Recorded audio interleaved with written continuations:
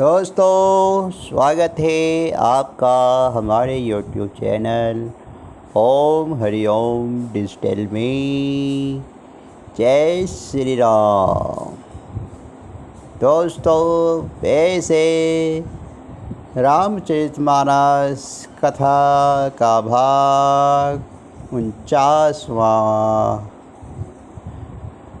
जो कि पेज 241 से लेके 245 तक का पाठ है। कृपया ध्यान पूर्वक सुनिए। एक बार प्रेम से बोलिए जय श्री राम। देवहि दिनहि दुदम्बे प्रभुवर बरसहि फूल, हर से पूर्ण नर नारी सब मिटी मोह में सूल। देवताओं ने नगाड़े बजाए, ये प्रभु के ऊपर फूल बरसाने लगे। जनकपुर की स्त्री पुरुष सब हर्षित हो गए। उनका मोह में अज्ञान से उत्पन्न सूल मिट गया। अति गह गए बाजने बजे, सभी मनोहर मंगल साजे। जोत जोत मिली समय सुनिए नी, करणी गान कल कोकिल बेनी। खूब जोर से बाजे बजने लगे। सभी ने मनोहर मंगल साज सजे। सुंदर मुख और सुंदर नेत्रों वाली तथा कोयल के समान मधुर बोलने वाली स्त्रियां झुंड के झुंड मिलकर सुंदर गान करने लगी। सुखो भी देकर बरि न जाई, जन्म दरिद्र मनोनिधि पाई। विगत त्रास भय सिय सुखारी, जनु विदुदे चकोर कुमारी। जनक जी के सुख का वर्णन नहीं किया जा सकता, मानो जन्म का दरिद्री धन का खजाना पा गया हो। सीता जी का भय जाता रहा। वह ऐसी सुखी हुई जैसे चंद्रमा के उदय होने के चकोर की कन्या सुखी होती है। जनक किने को सखे प्रणामा, प्रभु प्रसाद धनु भजई रामा। मोहि कृत करते कि दे देहु, भाई अब जो उचित सो कहे गसाई। जनक जी ने विश्वामित्र जी को प्रणाम किया और कहा, प्रभु को कृपा से श्री रामचंद्र जी ने धनुष तोड़ा है। दोनों भाइयों ने मुझे कृतार्थ कर दिया है। स्वामी, अब जो उचित हो सो कहिए। कह मुनि सुनु नरनाथ प्रवीणा, रहा विवाहु चाप अधीना। टूट ही धन भयो विवाहु, सुर नर नाग विदे सब काहू। मुनि ने कहा, है चतुर नरेश सुनो, यों तो विवाह धनुष के अधीन था, धनुष के टूटते ही विवाह हो गया। देवता मनुष्य और नाग सब किसी को यह मालूम है।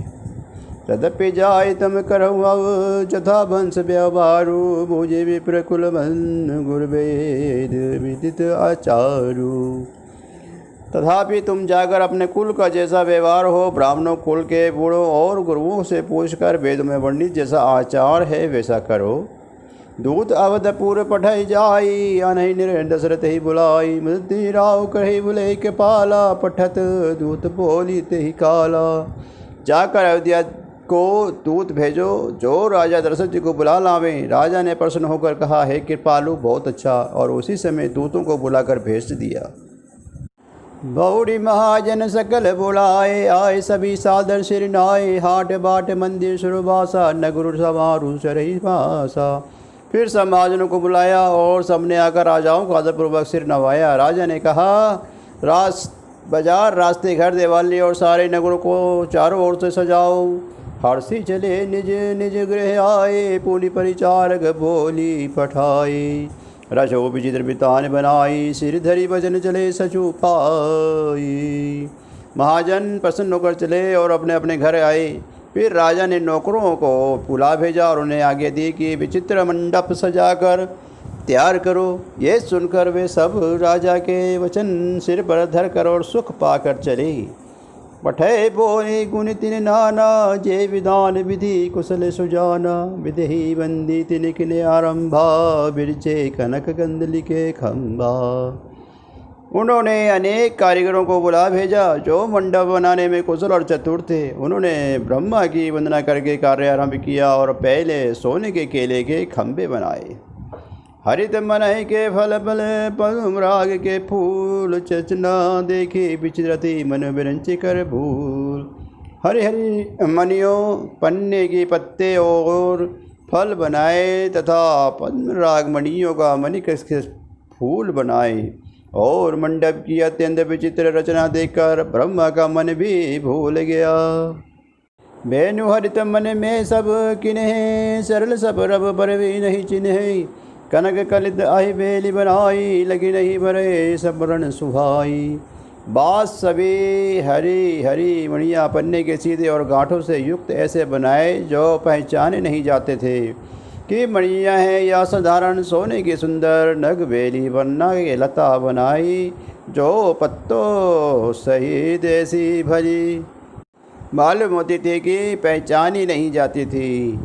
तही के रचे पंचे बंध बलाए बिच बिच मुक्ता धाम सुहाई मानिक मरकत कुल से पिरोजा चिरी कोरी पची रचे सरोजा। उसी नागबेली की रचकर और बच्चे कारी करके बंधन बांधने की रस्सी बनाई। बीच बीच में मोतियों के सुंदर झालरें हैं मनिक पन्ने हीरे और फिरोजे इन सब को चीर कर कोर कर और पच्ची कारी कर कर इनके लाल हरे सफ़ेद और फिरोजी रंग के कमल बनाए। किए बिरंग बहुरंग विहंगा गुंजे ही गुंजे पवन पर संगा सुर प्रतिमा खम्बन गणि काड़ी मंगल द्रव्य लिए सब ठाड़ी। भोरी और बहुत रंगों के पक्षी बनाए जो हवा के सहारे गूंजते हुए गूंजते थे। खम्भों पर देवताओं की मूर्तियां गड़गड़ निकाली जो सब मंगल द्रव्य लिए खड़ी थी। चौके भांति अनेक पुराई सिंदर मणि में सहज सुहाई गजमुक्ताओं के सहज ही स्वाब ने अनेक तरह के चौक पुराई। सौरभ बल्लभ सुभग सडी नीलमणि कोरी हे बोर मरकत घबरी लसत पाट में डोरी। नीलमणि को कोर कर अत्यंत सुंदर आम के पत्ते बनाए और सोने के बोर आम के फूल और रेशम की डोरी से बंधे हुए पन्ने के बने फूलों के गुच्छे सुशोभित हैं। रचे रुचिरे बर बंध निवारे मनो मनोभव बंध सवारी मंगल कलश अनेक बनाए धवज पताक बड़ चम्र सुहाई। ऐसे सुंदर और उत्तम बंदरबार बनाए मानो कामदेव फंदे सजाए हो और अनेकों मंगल कलश और सुंदर ध्वजा पताका पर्दे और चंबर बनाए। दीप मनोहर मणि में नाना जाई न बरनी विचित्र बिताना जही मंडप दुल्हिनी विदेही सोबरने असी मति कविकेरी। जिसमें मणियों के अनेकों सुंदर दीपक हैं उस विचित्र मंडप का तो वर्णन ही नहीं किया जा सकता। जिस मंडप में श्री जानकी जी दुल्हन होंगी किस कवि की ऐसी बुद्धि है जो उसका वर्णन कर सके। दुलहु राम रूप गुण सागर शोभितानुति लोक उजागर जनक भवन के शोभा जैसी गृह गृह पतिपुर देखाऊ जैसी। जिस मंडप में रूप और गुण के समुद्र श्री रामचंद्र जी दुल्हे होंगे वह मंडप तीनों लोगों में प्रसिद्ध होना ही चाहिए। जनक जी के महल की जैसी शोभा है वैसे ही शोभा नगर के प्रत्येक घर की दिखाई देती है।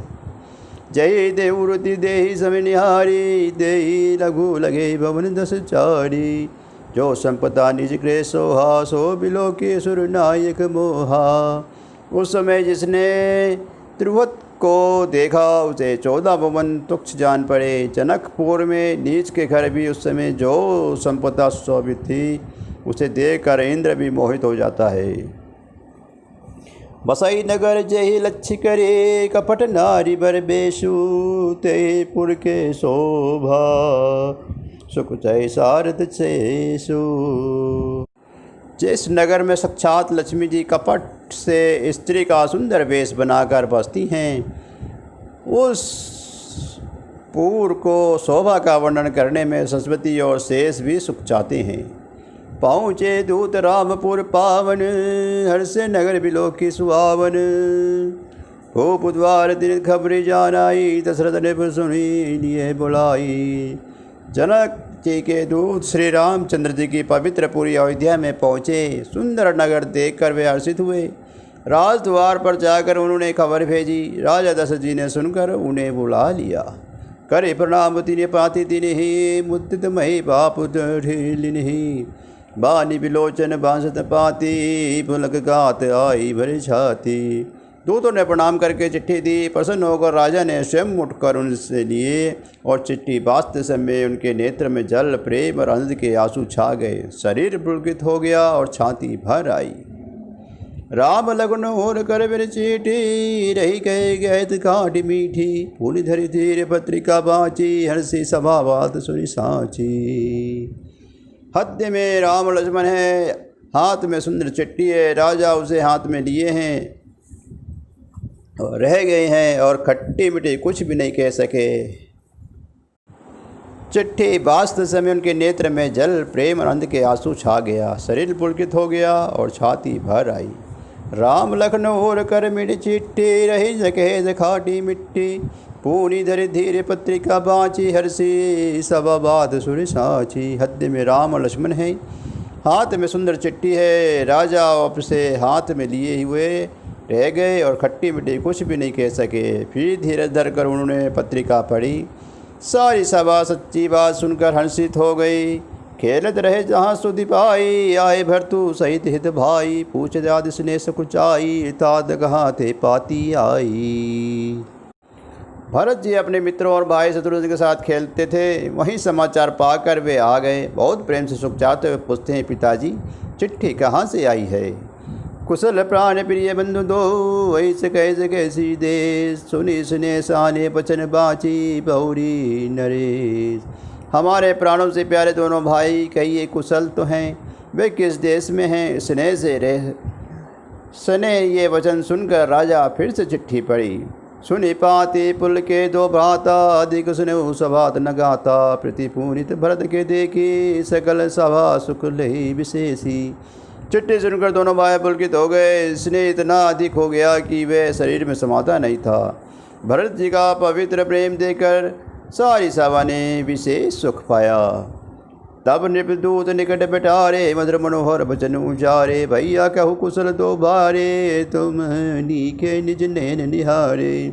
तब राजा दूतों को पास बैठाकर मन के हारने वाले मीठे वचन बोले। भैया कहो, दोनों बच्चे कुशल से तो हैं, तुमने अपनी आंखों से उन्हें अच्छी तरह से देखा है ना। श्यामल गोर धरे धनु भावा, ये किशोर को सिख मुनि छाता। पहचानो तुम कह स्वभाव, प्रेम विश्वास पुनि पुनि कह गाऊ। सांवले गोरे शरीर वाले वे धनुष और तरकस धारण किए रहते हैं। किशोर अवस्था है, विश्वामित्र पुनि के साथ हैं। तुम उनको पहचानते हो ना। उनका स्वभाव बताओ। राजा प्रेम के वश में होकर बार बार इस प्रकार से कह पूछ रहे हैं। जा दिन में मुनि गए लवाई, तभी मैं आज सोच सुनि पाई। कहीं विदे कवन विधि जाने, सुनी प्रिय वचन दूत मुस्काने। भैया जिस दिन से मुनि उन्हें लिवा ले आए हैं, तब से आज से ही हमने सच्ची खबर पाई है। कहो तो महाराज जनक ने उन्हें कैसे पहचाना। ये प्रिय प्रेम भरे वचन सुनकर दूत मुस्कुराए। सुनौ महीपति मुकुटमणि, तुम दे धन्य नको। राम लखनऊ जिन्ह धन्य विश्व विभूषण दो। दूतों ने कहा, है राजाओं के मुकुटमणि, सुनिए आपके समान धन्य और कोई नहीं है। जिनके राम लक्ष्मण जैसे पुत्र हैं, जो दोनों विश्व के विभूषण हैं। पूजन जो गुना तन्य समाने, पुरुष सिंधु तिये पुरुजियारी। जिन्हीं के जस प्रताप के आगे, शशि मलिन रवि शीतल लागे। आपके पुत्र पूछने योग्य नहीं हैं। वे पुरुष सिंह तीनों लोगों के प्रकाश स्वरूप हैं। जिनके यश के आगे चंद्रमा मलिन हैं और प्रताप के आगे सूर्य शीतल लगता है। तीन कहे कही नाथ की मिची नहीं, देखा रवि के दीप कर ले नहीं। सिय स्वयंवर भूपने का, सिमटे सबट सब में का। है नाथ, उनके लिए आप क्या कहते हैं कि उन्हें कैसे पहचाना। क्या सूर्य को हाथ में दीपक लेकर देखा जा सकता है। सीता जी के स्वयंवर में अनेकों राजा और एक से एक बढ़कर योद्धा एकत्र हुए थे। शंभु सरासनी कहु नटारा, हरि सकल वीर बरियारा। तीन लोक में जय भटमानी, सबके संगति समुझट मानी। परंतु शिव जी के धनुष को कोई भी नहीं हटा सका। सारे बलवान वीर हार गए। तीनों लोकों में जो वीरता के अभिमानी थे, शिव जी के धनुष के सबसे शक्ति तोड़ दी। सकई उठाकर सरसरु मोहरु, सो ये हर्षि गेउ करि फेरु। जही कौतुक शिव से लूठावा, तो इसे ही सभा प्रभाव बाबा। बानासुर जो सुमेरु को भी उठा सकता था, वे भी हद्दे में हार कर परिक्रमा करके चला गया। और जिसने खेल से ही कैलाश को उठा लिया था, वे रावण भी उस सभा में पराजय को प्राप्त हुआ। जय श्री राम। दोस्तों, रामचरितमानस कथा का भाग 49वां अब समाप्त होता है, जो कि पेज 241 से लेके 245 तक का पाठ था। आप लोगों ने ध्यानपूर्वक सुना। भगवान श्री राम जी की कृपा आप लोगों पर बनी रहे। एक बार प्रेम से बोलिए जय श्री राम।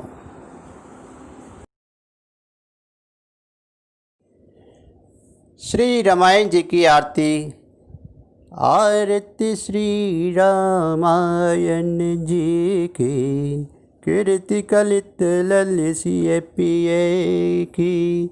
आरती श्री रामायण जी की, गावत ब्रह्मदिक मुनि नारद, वाल्मीकि विज्ञान विशारद। आरती श्री रामायण जी की, सुसनकादि से सरुसारद, वर्णि पवन सुत कीर्तिनी की। आरती श्री रामायण जी की, गावत वेद पुराण अष्टदश, छाओ शास्त्र सब ग्रंथन को रस। आरती श्री रामायण जी की, मुनि जन धन संतन को सर्वस, सार असम सम सभी की। आरती श्री रामायण जी की, गावत संतत शंभु भवानी, आरुगढ़ संभव मुनि विज्ञानी। आरती श्री रामायण जी की, व्यासादि कवि वर्ज बखानी, काक बसुंडी गरुड़ के ही की। आरती श्री रामायण जी की, कलिमल हरणी विषय रस फीकी, सुभग सिंगार मुक्ति जबती की। आरती श्री रामायण जी की, दलन रोग भव मुरि अमी की, तात मात सब विधि तुलसी की। आरती श्री रामायण जी की। जय श्री राम।